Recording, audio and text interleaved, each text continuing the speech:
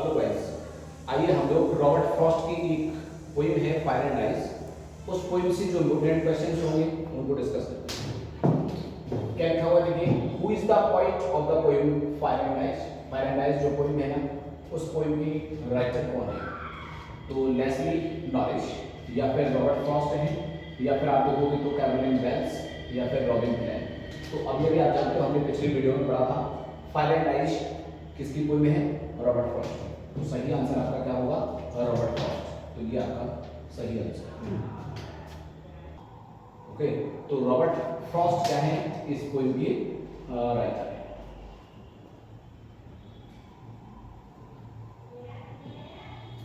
Okay, Robert Frost इस poem की writer है। फायर एंड आइस किसके द्वारा लिखी हुई पोइम है? रॉबर्ट फ्रॉस्ट की है। कब लिखी गई है? तो आप जानते हैं कि 1923 में आई थी। किस में आई थी?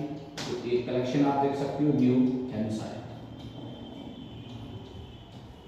न्यू हैम्पशायर इस कलेक्शन में आई थी और इसी कलेक्शन को आप कह सकते हैं क्या होगा? पुलित्जर प्राइज भी मिला है। पुलित्जर प्राइज, और पुलित्जर प्राइज कब मिला था? 1924। ओके, तो ये कुछ बातें आप जान सकते हैं। नेक्स्ट क्वेश्चन में होगी, क्या लिखा हुआ? What does the poet compare fire with? Poet fire की तुलना किससे करता है? ओके, हेट्रेड से या फिर डिजायर से या फिर हॉट से या फिर बोथ ए एंड बी। तो देखिए इसमें आप देखोगे तो फायर, ओके, फायर जो है हमने पिछली वीडियो में आपको बताया हुआ कि फायर जो है ना वो सिंबल है किसका? फायर जो है ना वो सिंबल है किसका? सिंबल है भाई डिजायर। ओके, तो आपका सही आंसर होगा क्या? और डिजायर। ओके, हेट्रेड इसका सिंबल नहीं है। ओके, ए एंड बी दोनों नहीं हो सकते। हॉट इसमें किसी चीज का सिंबल है। नेक्स्ट क्वेश्चन है, what is the meaning of parish? एक वर्ड लिखा है पैरिश। इस पैरिश शब्द का मतलब बताना आपको कि पैरिश का क्या मतलब है। क्या ये ब्लूम है, क्या ये राइस है, या फिर डाई, या फिर ब्लूम? ओके, तो देखिए ब्लूम क्या होता है? किसी चीज का खिलना। फूल जैसे फूल खिलता है, फूल के खिलने को क्या बोलते हैं? ब्लूम। राइस क्या होता है? उठना। ओके, और डाई का मतलब क्या है? किसी चीज का अंत होना। और ग्लो क्या होता है? ग्लो का मतलब है किसी चीज का चमकना। ओके, लेकिन पैरिश का मतलब होता है किसी चीज का अंत होना। तो डाई का मतलब ये होता है किसी चीज का अंत हो जाना। नेक्स्ट क्वेश्चन डिस्कस करेंगे, where has he used personification? अच्छा, एक अलंकार है, इसमें किस शब्द में वो अलंकार यूज किया है ये आपको बताना है। फायर, अर्थ, ओके, फायर, आइस और अर्थ, या फिर आप कह सकते हैं कि और सबके अंदर हुआ है। तो इसमें आप देखेंगे तो फायर एंड आइस जो टाइटल है, okay, fire and ice, fire and ice, okay, fire and ice, इसके अंदर आपको देखना है तो इसके अंदर जो टाइटल है वो क्या है? वो पर्सोनिफिकेशन है। Okay, fire and ice, fire क्या कर देगी? नष्ट कर देगी। आइस क्या कर देगी? नष्ट कर देगी। किसी भी जब हम चीजों को, ओके, जो एनिमेशन थिंग है, नॉलेबल जो थिंग है, उनको जब ह्यूमन क्वालिटी में देते हैं तो उसे हम लोग क्या बोलते हैं? पर्सोनिफिकेशन। पर्सन का मतलब समझते हो? पर्सन का मतलब लिविंग बीइंग की बात होती है। जब हम किसी चीजों को इस प्रकार से यूज करते हैं कि वो अपने आप में क्या हो? लिविंग जैसी लगने लगे, तो आप उसे क्या बोलते हैं? पर्सोनिफिकेशन। तो आइस के अंदर भी क्वालिटी दिखाई है, तो फायर क्या कर सकती है? नष्ट कर सकती है। आइस भी नष्ट कर सकती है, और नष्ट क्या होगा? अर्थ। ओके, तो इस प्रकार से आप देखोगे तो फायर एंड आइस दोनों ही अपने आप में क्या है? इन दोनों के अंदर ही पर्सोनिफिकेशन का यूज है। अर्थ के अंदर भी है, तो आप इसको क्या करेंगे? ऑल ऑफ द अबव को सही आंसर होगा। नेक्स्ट क्वेश्चन क्या है देखिए, नेम द पार्टी डिवाइस। एक पार्टी डिवाइस ढूंढना, नेम द पार्टी डिवाइस, उस पार्टी डिवाइस का नाम बताना है, यूज्ड इन द लाइन, जो इस लाइन के अंदर यूज किया गया है। To say that for destruction ice is also drift. Okay, ice is also drift. तो क्या कहा जा रहा है? टू से ये कहना दैट फॉर डिस्ट्रक्शन, इसके डिस्ट्रक्शन के लिए क्या है? आइस जो है ना वो पर्याप्त होगी। तो क्या ये मेटाफर है, या फिर इमेजरी है, एलिट्रेशन है, या फिर ऑक्सीमोरन है? मेटाफर जानते हैं आप क्या होता है? मेटाफर की अगर हम बात करें तो two things are compared as well. इसमें क्या किया जाता है? दो चीजों को एक मान लिया जाता है, that is called metaphor. Imagery, अच्छा दूसरा क्या लिखा हुआ? इमेजरी। रियलिटी में इमेजरी का मतलब होता है थोड़ा सा इमेजिन करना, रियलिटी में ऐसा है नहीं। तो आप इसमें भी पाएंगे कि कहीं पर भी फायर और आइस का कोई जिक्र नहीं है, सिर्फ इनको सिंबॉलिक मीनिंग के तौर पर यूज किया गया है। ये क्योंकि विजन किया है कि फायर से इस दुनिया का अंत होगा, आइस से इस दुनिया का अंत हो सकता है। तो ये क्या है, इमेजिनेशन की है, इसीलिए आपका सही आंसर भी क्या होगा, इमेजिन। तो इसमें फिगर ऑफ स्पीच हुआ इमेजिन। और नेक्स्ट क्वेश्चन है, what does ice symbolize? Ice जो है ना वो किस चीज का सिंबल है? ठीक है, आइस बताना आपको कि जो आइस है ना वो किस चीज का सिंबल है। क्या ये लव का सिंबल है, हैट्रिक का सिंबल है, या फिर वॉलेंट डिजायर का सिंबल है, या फिर ऑल ऑफ द अबव? तो देखिए आइस जो है ना वो किसका सिंबल है, हैट्रिक। तो ध्यान रखेंगे आपका आंसर क्या होगा, बी ऑप्शन आपका सही आंसर है। आइस को ध्यान रखेंगे, ice is the symbol of hatred. Next question क्या है, what does violent desire refer to? अच्छा, यहाँ पर जो वॉलेंट डिजायर्स है वो किस चीज को रेफर करती है, किस चीज को बताती है? क्या वो लव को बताती है, या फिर वो आइस को बताती है, या फिर both A and B, love और आइस दोनों को बताती है, या फिर नन ऑफ द अबव, या ऊपर जो भी ऑप्शन दे रखे हैं उनमें से कोई सही?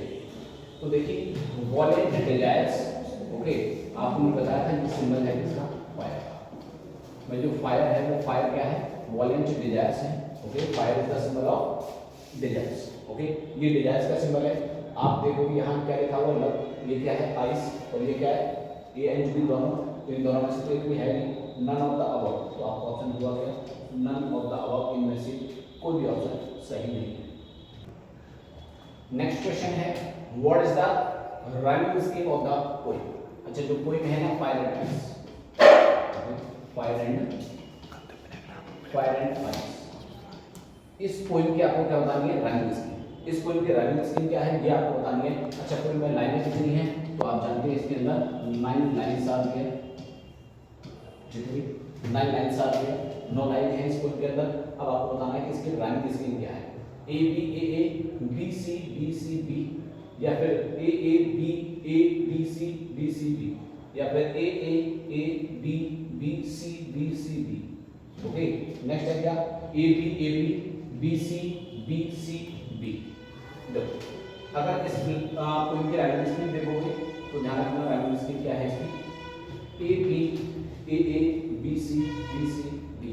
ओके, ये इसकी राइमिंग स्कीम है। राइमिंग स्कीम पता होना चाहिए, याद रखिए। ओके, नेक्स्ट क्वेश्चन है, देखिए fire and ice is a highly symbolic. आपको मालूम है कि जो फायर एंड आइस है वो क्या है, बहुत ज्यादा सिंबॉलिक वर्ड पोएम है by Robert Frost, because is it uses contradictory ideas, या फिर आप कह सकते हैं it is a meditation about you know how the earth will and, या फिर इट कॉर्पोरेट्स साइंटिफिक टर्म्स, या फिर आप कह सकते हैं नन ऑफ द अबव। क्या इस पोएम के अंदर फायर एंड आइस जो है बहुत ज्यादा सिंबॉलिक है, और क्यों सिंबॉलिक है, क्योंकि इट यूजेस कॉन्ट्राडिक्टरी आइडियाज। क्या इसके अंदर कॉन्ट्राडिक्टरी जो आइडियाज हैं वो यूज हुए इसकी वजह से है, या फिर आप कह सकते हैं it is a meditation about you know how the earth will and. क्या इस पोएम के अंदर इस बात को बड़े गहन तरीके से विचार किया गया है कि इस संसार का अंत कैसे होगा। ओके, तो आप कहेंगे यही आपका ऑप्शन सही होगा। आप जानते हैं पूरी पोएम में इसी बात को डिस्कस किया गया है कि इस संसार का अंत किस प्रकार से होगा। ओके, क्या लिखा हुआ देखिए, नेक्स्ट क्वेश्चन है, who to Robert Frost sides. Okay, with. अच्छा, जो रॉबर्ट फ्रॉस्ट है ना वो किसका साइड लेता है, यहाँ टू की जगह आप क्या लिखोगे, Dutch. Okay, who Dutch Robert Frost sides with. Robert Frost जो है वो किसका पक्ष लेता है, ओके, किस चीज का पक्ष लेता है, those who believe this world will and in fire. क्या उन लोगों का लेता है जो ये मानते हैं कि संसार का अंत फायर से होगा। Those who believe this world will and in ice, क्या तो उन लोगों का लेता है जो ये मानते हैं कि इस संसार का अंत बर्फ से होगा। Those who believe this world and in both, या फिर वो लोग जो ये मानते हैं कि संसार का अंत दोनों से होगा, या फिर नन होता होगा। तो आपको बाद में रॉबर्ट फ्रॉस्ट ने यानी कि पॉइंट ने किसको माना था भाई, उसने कवर किया था कि आई होल्ड विद दोज, देखो लाइन अगर आपको याद हो तो, I hold with those who favour fire. मेरा मानना भी उन लोगों के साथ है, मैं भी यही मानता हूँ कि संसार का अंत आग से होगा, फायर से होगा, क्रोध से होगा।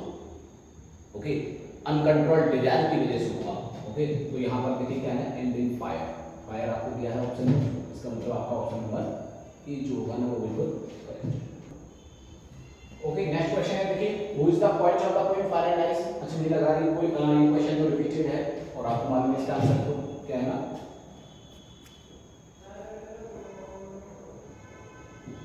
रॉबर्ट फ्रॉस्ट है। ओके,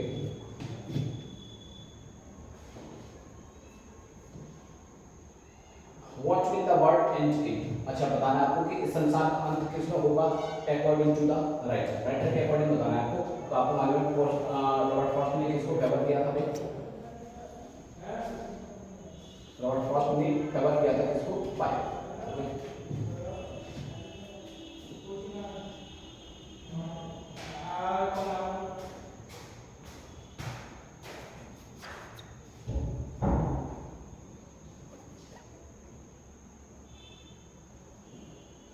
नेक्स्ट क्वेश्चन है, क्या लिखा हुआ है, how many predictions does the poet make for the ending of the world, लेखक कितनी प्रेडिक्शन करता है कि किन किन चीजों से इस संसार का अंत हो सकता है। तो क्या क्या प्रेडिक्शन की थी उसने, एक तो कहा था कि फायर से इस संसार का अंत हो सकता है, एक उसने कहा था आइस से भी इस संसार का अंत हो सकता है। ओके, तो उसने कितनी प्रेडिक्शंस की थी, दो। तो आपका ऑप्शन क्या होगा, ऑप्शन नंबर बी आपका सही है।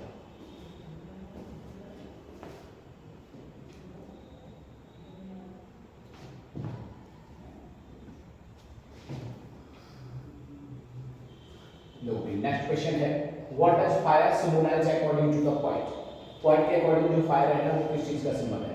ओके, तो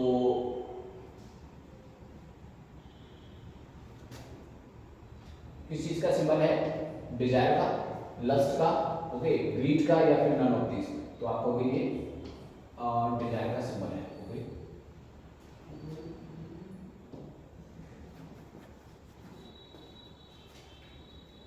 नेक्स्ट क्वेश्चन है, व्हाट डज आइस सिंबलाइज, अच्छा आइस जो है ना वो किस चीज का सिंबल है, क्या ग्रीड का है, डिजायर का है, हेट्रेट, या फिर लस्ट। ये मैं बता चुका हूं, हेट्रेट।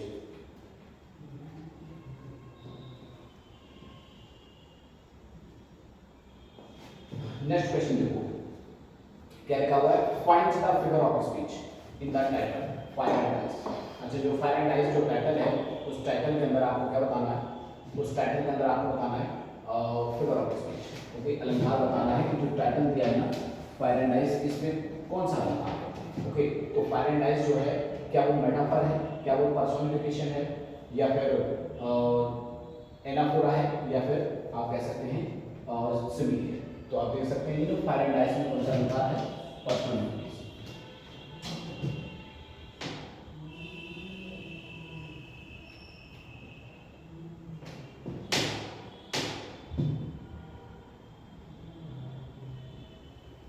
नेक्स्ट क्वेश्चन है, what is the rhyming scheme of the poem fire and ice. अच्छा, ये भी एक रिपीटेड क्वेश्चन है, ये मैं अभी आपको बता चुका हूं, A B A B C B C B, ये आपका राइट आंसर होगा।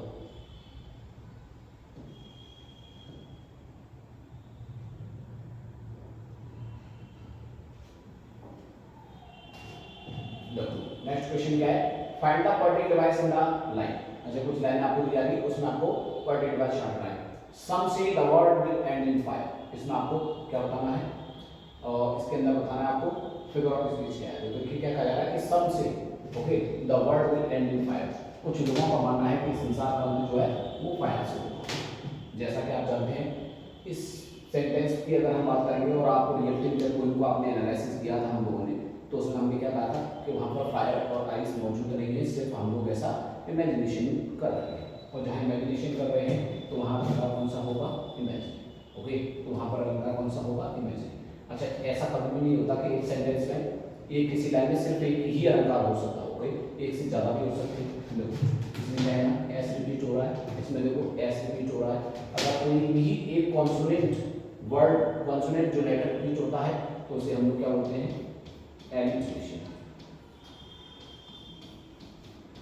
तो इसमें एलिट्रेशन भी हो सकता है। ओके, वो आप देख सकते हैं जैसा ऑप्शन में दिया हो।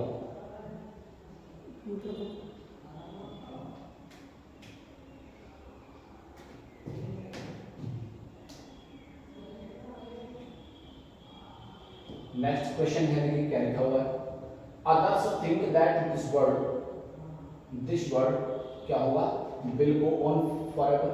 कुछ लोगों का मानना है कि ये संसार चलता रहेगा ऐसा, या फिर will and in Wars and conflict, युद्धों में और झगड़ों में इस संसार की अंत हो जाएगा।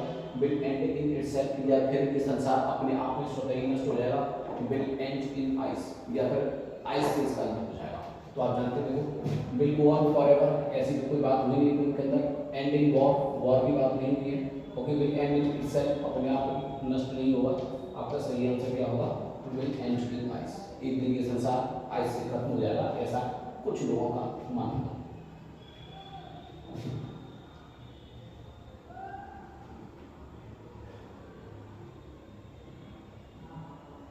नेक्स्ट देखोगे फिर से एक पर्टिकुलर डिवाइस है, okay, which literally device has been used in but it had, okay, if it had to perish twice। इसमें आपको बताना है कि इसमें कौन सा फिगर ऑफ स्पीच यूज हुआ है, okay, but if it had to perish twice।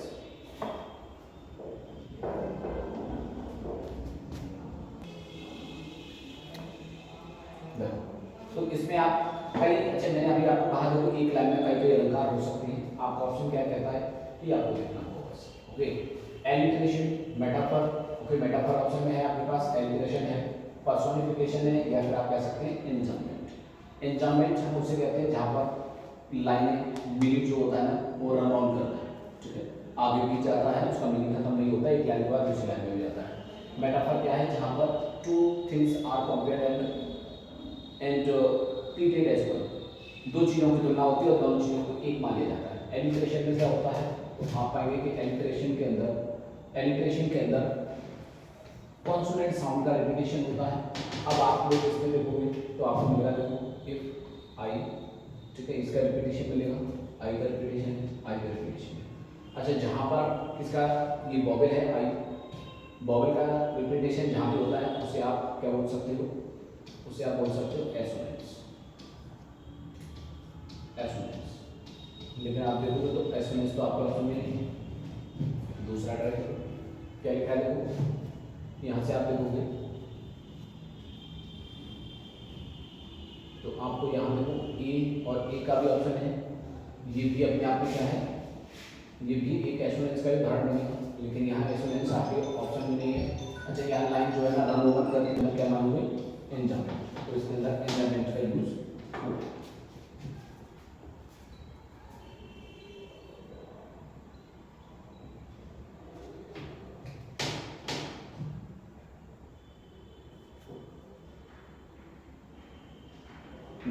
Next है, और नेक्स्ट क्वेश्चन क्या है? देखिए, what will end one day according to the poem.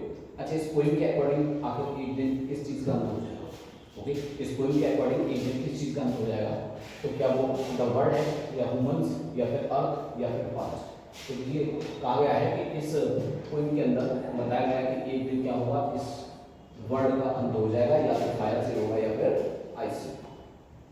Next question है, देखिए, by what, okay, is human rules over according to the poet. Poet के according आखिर human पर, मनुष्यों पर किस चीज का राज है? कौन सी ऐसी चीज है जो इंसान पर राज करती है? क्या वो उसके इमोशंस हैं, या फिर डिजायर है, या फिर ग्रीड है, या फिर जल्द? तो आप पाएंगे देखो हमारे जो इमोशंस होते हैं वही हम पर राज करते हैं, और यही आपका राइट आंसर होगा। नेक्स्ट क्वेश्चन है, the poem fire and ice is by Robert Frost. Robert Frost के द्वारा फायर एंड आइस जो पोएम है वो क्या है? A message. क्या इस पोएम के माध्यम से जो रॉबर्ट फ्रॉस्ट है वो एक मैसेज देना चाहते लोगों को? पावर, ये जो है पावरफुल वार्निंग, क्या एक बहुत ज़्यादा शक्तिशाली एक वार्निंग है व्यक्ति के लिए, या वेकअप, ये थोड़ा समझने का एक मौका दिया है, एक इशारा किया है, या फिर एक स्पीच है? तो आप आते देखो ये कोई मैसेज नहीं है, बल्कि हमारे लिए क्या है? आप कहेंगे एक बहुत बड़ी चेतावनी है कि अगर नहीं, देखो अगर हम लोग नहीं सुधरे, ओके, अगर हम लोग नहीं सुधरे तो ये दुनिया का अंत एक दिन हो ही जाएगा। तो ये बहुत बड़ी ध्यान रखो क्या है? एक वार्निंग है। देखो नेक्स्ट क्वेश्चन है, what would suffice if the world were to perish twice. क्या चीज, देखो व्हाट वुड सफाइस, सफाइस का मतलब क्या है? सफाइस का मतलब बताया था मैंने आपको, इनफ। क्या मतलब इसका?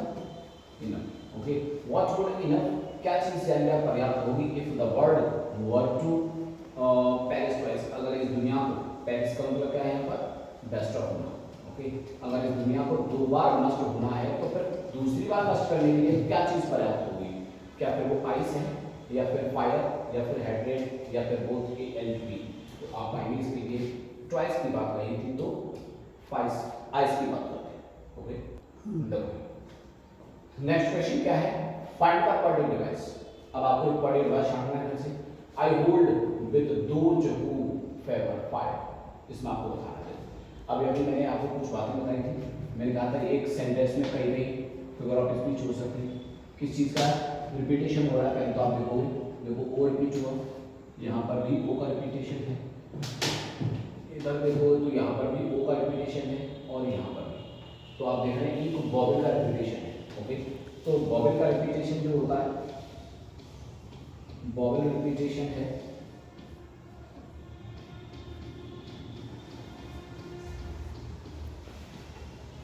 ओके, वॉवेल जो रिपीटेशन है, तो आप जो वॉवेल रिपीटेशन होता है उसे हम क्या बोलते हैं?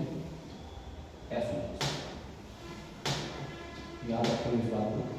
और हम लोग आप चैनल पर जाकर के फिगर ऑफ स्पीच की स्पेशल वीडियोस पड़े हुए हैं, आप जाकर के इसका पूरा डिटेल पढ़ सकते हैं। ओके, फिर भी मैंने आपको बता दिया है कि वॉवेल जहाँ रिपीटेशन होगा उसे हम क्या बोलते हैं? एसोनेंस। तो आप देख रहे हैं यहाँ पर ओ का रिपीटेशन है, एसोनेंस कहीं हमारे ऑप्शन में है, हाँ दिया तो है। ओके, तो आप पहचान कर सकते हैं इसके अंदर क्या है? एसोनेंस, फिगर ऑफ स्पीच इसके अंदर। नेक्स्ट क्या है? From where the inspiration might have come to write the poem fire and ice. यानी फायर एंड आइस जो पोएम है, इस पोएम को लिखने के लिए, सोर्स कहाँ से लिया है? उसके दिमाग में ये वर्ड कहाँ से आया कि इस टाइप की पोएम लिखी जाए? तो याद रखिएगा इसके लिए क्या उसने मिल्टन से पैराडाइज लॉस्ट से इंस्पायर होकर के लिखा, दांतीस इन्फर्नो के अगाथो की इन्फर्नो से लिखा है, होमर्स इलियड, या फिर आप कह सकते हैं kids, okay, kids Hyperion, kids की पोएम है हाइपरियन। ओके, इससे प्रेरित होकर के लिखा है। तो अभी देखो जब मैंने पोएम को डिस्कस किया था तो मैंने आपको बताया था उस टाइम पर कि दांते की इन्फर्नो इस पोएम से इंस्पायर होकर के क्या किया है? रॉबर्ट फ्रॉस्ट ने फायर एंड आइस को लिखा। ओके, तो बहुत ज़्यादा इंपॉर्टेंट क्वेश्चन है, ध्यान रखिए। नेक्स्ट क्वेश्चन क्या है? Why does the poet prefer fire over ice? लेखक जो है ना वो फायर को चुनता है आइस के पीछे, तो ऐसा क्यों करता है? वो आपको ये जवाब देना है। Fire can destroy the world sooner than ice. Fire जो है इस संसार को आइस के पीछे जल्दी इसको नष्ट कर सकती है, क्या ये बात हो सकती है? या फिर ice can destroy the world sooner than fire, या फिर आइस जो है फायर से जल्दी इस संसार का विनाश कर सकती है? बोथ ए एंड बी, या फिर दोनों ऑप्शन सही है, या फिर नन ऑफ दीज, दोनों में से कोई नहीं। तो देखिए अगर अकॉर्डिंग टू पॉइंट आप देखोगे, ओके, अकॉर्डिंग टू पॉइंट आप देखोगे तो लेखक ने किस बात को इसके लिए माना था कि फायर को उसने क्या कहा था? I hold with those who favour fire. तो क्यों कहा था? इसीलिए कहा था कि उसका मानना है कि आइस के अपेक्षा जो फायर है ना वो इस संसार का अंत जल्दी कर सकती है। इसका आपका आंसर हो जाएगा क्या? Fire. Okay, fire can destroy the world sooner than the ice. Next question क्या है? देखिएगा, the world would and second time with. दूसरी बार अगर इस संसार का अंत होना हुआ तो आपसे क्वेश्चन पूछ रहा है कि दूसरी बार अंत किस चीज से होगा? अच्छा, रिपीटेड क्वेश्चन हमें मिल रहा है और आप जानते हैं इसके लिए आंसर क्या होगा?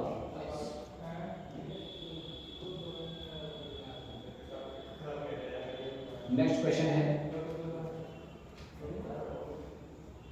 और नेक्स्ट क्वेश्चन क्या है? अवराइज मींस, यहाँ एक वर्ड दिया है अवराइज, इसका मीनिंग बताना आपको, इसका मतलब क्या है? क्या अवराइज का मतलब ग्रीड लालच होता है, लेजर का मतलब खुशियत फालतू समय होता है, इंद्रक्रोध, और प्लेजर का मतलब आनंद। अच्छा, अवराइज क्या है तो आपको बता दें, अवराइज का मतलब क्या होता है? ग्रीड, लालच। यहाँ बात हो रही है किसकी? लालच। आपका ऑप्शन नंबर ए बिल्कुल सही होगा। ओके, लालच को तुम चाहो तो बोल सकते हो रैपिशिटी, ठीक है? रैपिशिटी का मतलब क्या होता है? लालच। ओके, तो अवराइज का मतलब क्या है? रैपिशिटी, या फिर आप देख सकते हैं क्या? ग्रीड की बात। ओके, ये कुछ पॉइंट से रिलेटेड आपके लिए कुछ एमसीक्यूज थे। उम्मीद करता हूँ आपको वीडियो पसंद आएगा और कुछ इन्फॉर्मेशन जो मैं आपको दे पाया जिसके लिए आप आपके एग्जाम के पॉइंट ऑफ व्यू से ये काफ़ी आपके लिए हेल्पफुल रहेगा। इसी तरीके से आगे की जितने भी एमपीपीटी में वर्क्स राइटरों के जो प्रेस्क्राइब हैं उस सब की जानकारी पाने के लिए चैनल को सब्सक्राइब करो, शेयर एंड सब्सक्राइब करो।